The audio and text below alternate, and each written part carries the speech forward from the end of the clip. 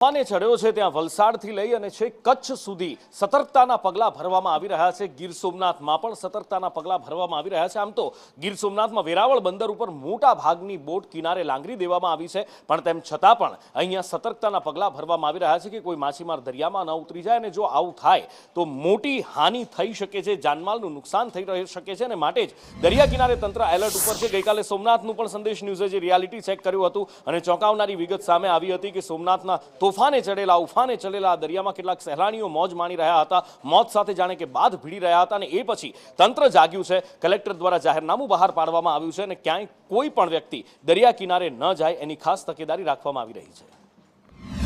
તંત્ર દ્વારા અત્યારે હાલમાં જે દરિયાનો કરંટ છે એ કરંટને ધ્યાનમાં લઈ અને આગામી સમયને ધ્યાનમાં લઈ તમામ પ્રવાસીઓને અત્યારે દરિયાનું સ્નાન કરતા તે અટકાવી અને તમામને બહાર કાઢવામાં આવેલ છે।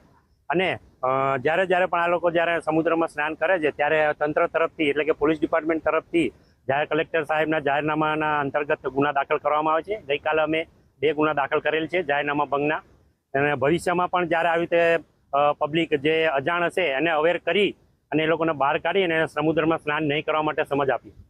સોમનાથ ટ્રસ્ટને અમારી એટલી વિનંતી છે કે અહીંયા એક પ્રકારનું એક માઇક સિસ્ટમ મૂકી કે ભાઈ આ દરિયો જોખમી છે, એ જોખમી દરિયામાં તમામ કોઈ અહીંયા પ્રવાસીએ સ્નાન કરવું નહીં, નાહવું નહીં।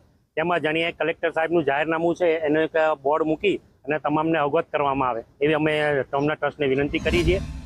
હાલ સંભવિત ચક્રવાતની પરિસ્થિતિ છે અને અરબી સમુદ્રમાં દરિયો છે તે ગાંડે તૂર છે। બીજી તરફ સોમનાથના સમુદ્રમાં સ્નાન કરવું કે મોજાની મોજ માણવી ઉપર જિલ્લા મેજિસ્ટ્રેટનું જાહેરનામું છે જે પ્રતિબંધાત્મક છે।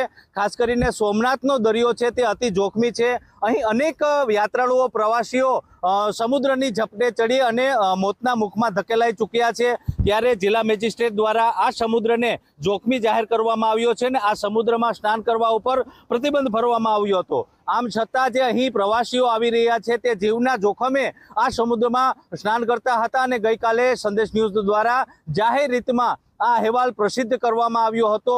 જિલ્લા કલેક્ટરનું જે જાહેરનામું છે તેનો સરેઆમ ઉલ્લંઘન થઈ રહ્યું હતું અને લોકો પ્રવાસીઓ જીવના જોખમે સમુદ્રમાં સ્નાન કરી રહ્યા હતા। સંદેશ ન્યૂઝના અહેવાલના પગલે તંત્ર સફાળું જાગ્યું છે અને આપ જે દ્રશ્ય નિહાળી રહ્યા છો આ સોમનાથના એ જ સમુદ્રના કાંઠાના દ્રશ્ય છે। ગઈકાલે અહીં લોકો સમુદ્રમાં બેફામપણે દરિયાને આ મોજાની મોજ માણી રહ્યા હતા। આ તંત્ર દ્વારા આ સમુદ્ર કિનારા પરથી તમામ લોકોને દૂર કરી દેવામાં આવ્યો છે અને લોકોની જાનમાલી અને સલામતીના ભાગરૂપે તંત્ર દ્વારા એક્શન લેવામાં આવ્યા છે।